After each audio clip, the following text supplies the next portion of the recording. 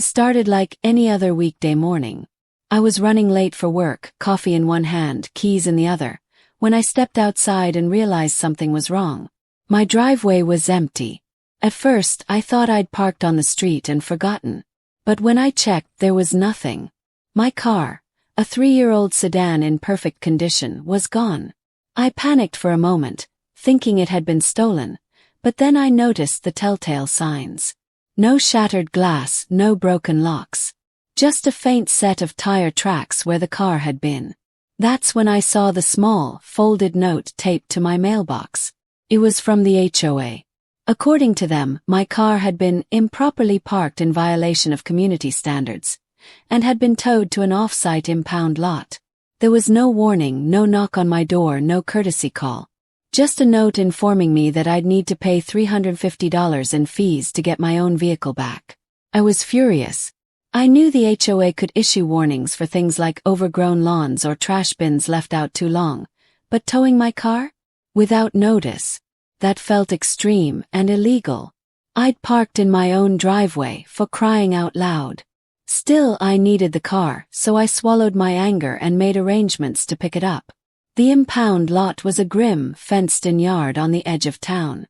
When I arrived, a surly attendant slid paperwork through a small window and told me the fee had gone up another $75 for overnight storage.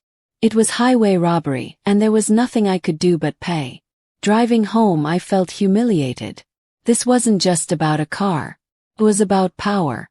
The HOA had made it clear they could reach into my life anytime they wanted and disrupt it without warning.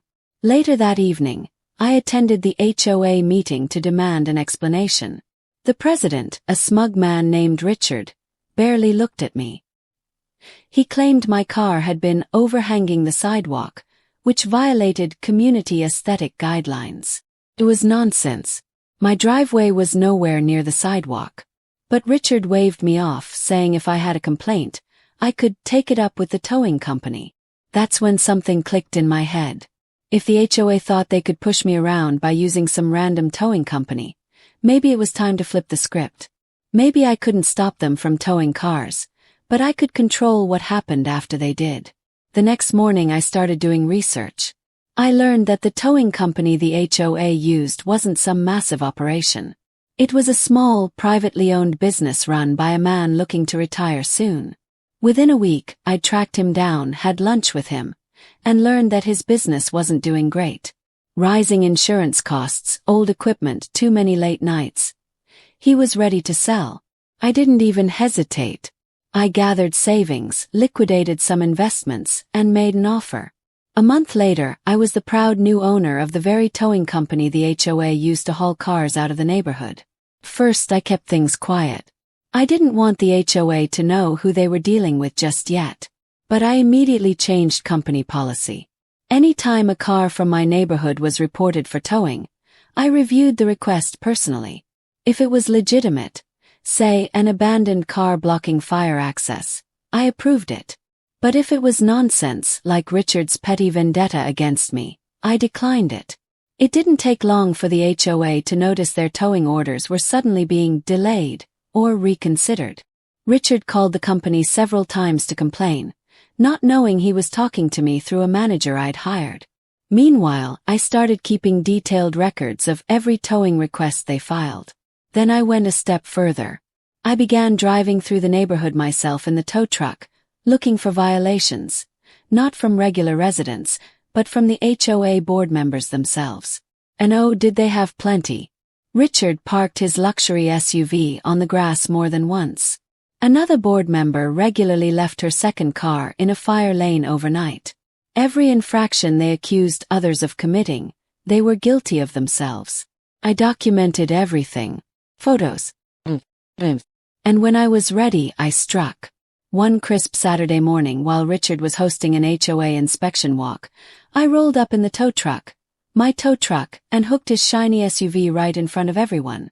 The look on his face when he realized what was happening was priceless. He demanded I stop, shouting about abuse of power, but I calmly explained that his vehicle violated the same community standards he'd used to justify towing mine. The crowd of neighbors who'd gathered around started whispering, some even laughing. The car was hauled off to the impound lot, and Richard was forced to pay the full fee to get it back.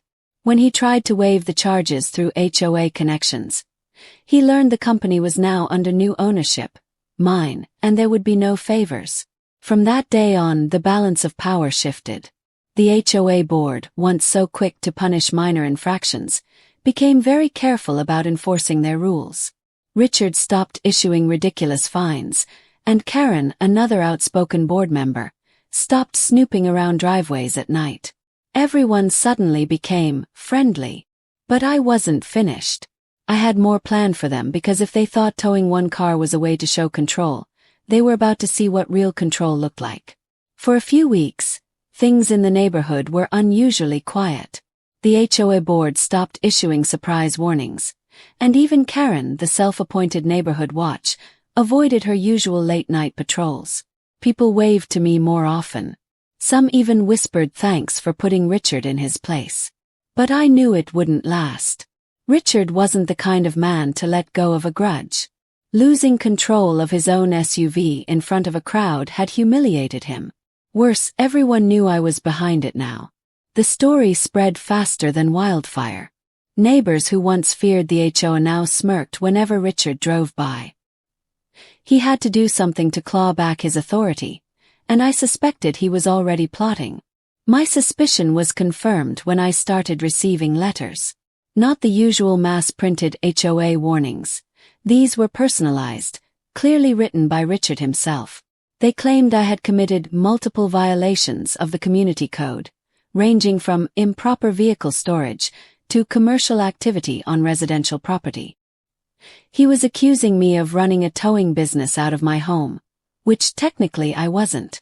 My company was based out of a rented garage 2 towns over. Still, he made it sound sinister. Then came the fines. $100 here, $250 there, escalating for each so-called offense. Richard thought he could bury me under paperwork and force me to either pay up or take him to court. I refused to pay a single penny. Instead, I documented everything just as I had before. It wasn't long before Richard called an emergency HOA meeting. This time he invited a lawyer, a slick, expensive type who clearly thought I was just some clueless homeowner who didn't know how to fight back. The lawyer announced that the HOA had the right to place a lien on my property if I didn't pay my fines. Richard looked smug, convinced he'd cornered me. But what Richard didn't know was that I'd been busy behind the scenes. I had records of every questionable towing request they'd ever filed, every time they'd bent or broken their own rules. I even had photos of Richard's SUV parked halfway on his lawn, the very offense he'd used to justify towing my car in the first place. And I'd shared these records with several neighbors who were just as fed up as I was. When Richard's lawyer threatened legal action, I calmly explained that I was prepared to countersue the HOA for harassment, selective enforcement, and abuse of power. I mentioned in passing that local news outlets loved stories about corrupt homeowner associations, and that I'd be happy to share everything I'd found.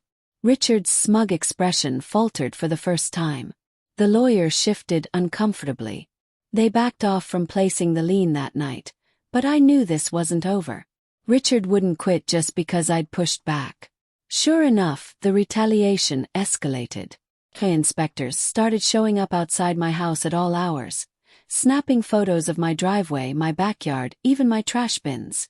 Karen joined in, writing detailed reports about when my grass was half an inch too long, or when my holiday lights stayed up too late in the season. It was harassment, plain and simple.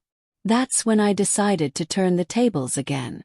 I began using my towing company to patrol not just my neighborhood, but other HOA-controlled communities nearby. I offered them special discounted contracts with ironclad rules against abuse. They loved it, and I got valuable information about how different boards operated. I learned which ones were corrupt, which ones were fair, and which ones had enemies of their own. Slowly, I built a network of allies, homeowners, former board members, even a city code enforcement officer who despised HOAs as much as I did. And then one day, I caught the break I'd been waiting for. Richard's pride and joy. His brand new luxury SUV, fresh from the dealership, was parked illegally again. This time, not just on his lawn, but blocking access to a fire hydrant during a neighborhood event. Took photos. I notified the city. And I waited. The city issued a citation, but Richard ignored it, assuming his HOA position made him untouchable. That was his mistake. Because the very next week, I personally authorized the towing of his SUV. This time at the city's request, not just mine. Richard's outrage was explosive.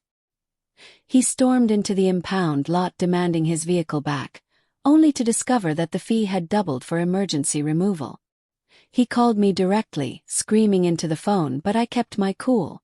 I reminded him politely that rules were rules, and that nobody was above them. By now, the neighborhood was watching closely. People were tired of Richard's petty crusades, and they loved seeing him finally face consequences. Even Karen began to distance herself from him, suddenly unsure about his leadership style. But Richard wasn't finished. If anything, I'd pushed him to the edge. And when people like him get desperate, they get dangerous.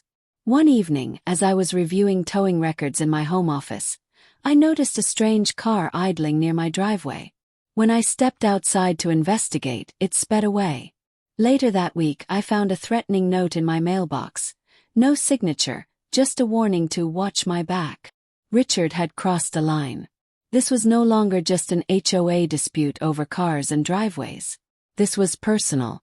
And if he wanted a war, I was ready to give him one. The next phase of my plan would take everything I'd built so far.